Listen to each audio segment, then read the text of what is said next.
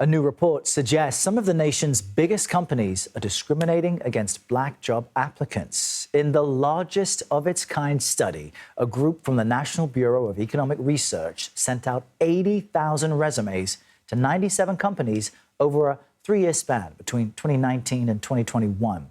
They used fake resumes, but with equal qualifications, changing only personal details to imply an applicant's race, age, and gender. Overall, researchers found employers contacted white applicants more than black ones, with the widest gap being between companies Genuine Parts and AutoNation. So far, neither company has responded to our requests for comment. However, Genuine Parts did tell the New York Times, quote, "We are always evaluating our practices to ensure inclusivity and break down barriers, and we will continue to do so." AutoNation did not respond to the New York Times. Let's bring in Evan Rose now. He is a co-author of this report and is an assistant economics professor at the University of Chicago. Evan, great to have you with us on this topic. I'm just wondering, from your point of view, with all the research you've done, what were the most significant findings and what it tells us about the U.S. labor market as a whole? Great. Yeah. Thanks so much for having me. So this was a huge study, as you mentioned. We sent thousands and thousands of resumes to many hundreds of companies.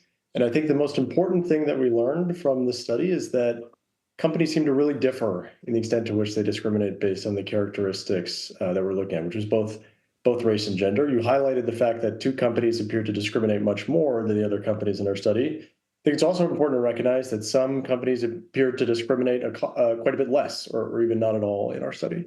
It's just massive heterogeneity in the economy and the extent to which we see this discrimination against distinctively black names. Now, importantly, that discrimination doesn't seem to be random. It's concentrated in particular industries. For race discrimination, for example, firms that do things with cars and car parts like AutoNation and Genuine Parts, which owns the Napa Auto Parts brand, seem to discriminate much more than firms in other industries, including industries like food stores and grocery stores, for example. So we think this is important because I think it means, first of all, there might be something we could do about this from an enforcement perspective.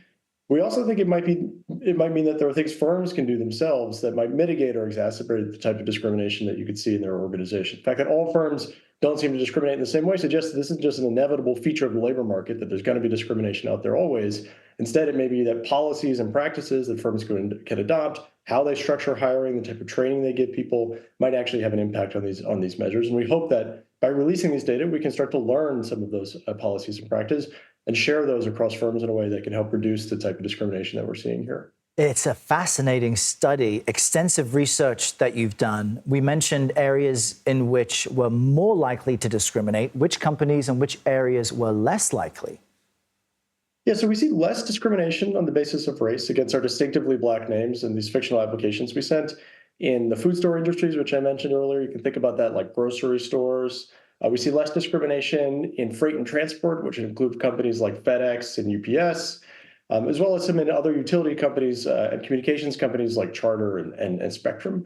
So again, it's not a universal phenomenon. It's not sort of inevitable that there's going to be discrimination in the types of job we're studying here. It does seem to have strong concentration in particular firms and among firms that are concentrated in these particular industries. And again, for our viewers, the resumes were identical. The qualifications and the skills were the same. It was the personal information that you changed. How then, if companies are watching this, people who can actually impact change, what can companies do to address discrimination and extinguish this type of behavior? Yeah, that's a great question, and hopefully something that we can continue to work on in future research. The short answer is we don't really know what's going on behind the scenes at these companies. We see what our experiment is establishing is that companies do differ in the extent of discrimination that they exhibit as measured in an experiment like ours. We have some clues about what policies and practices might matter here, including things like how centralized their HR operation seems to be. Some companies, it seems that many individuals are involved in making hiring decisions at a single establishment. So it might be 4 or 5 different people calling back job applications at one store.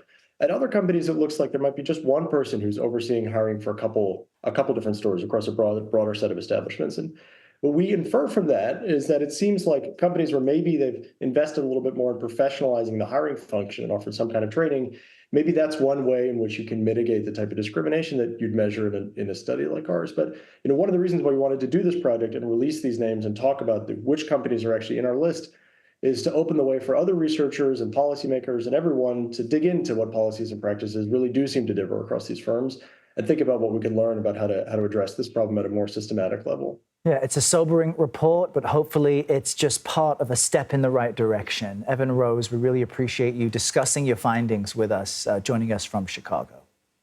Okay, thanks so much.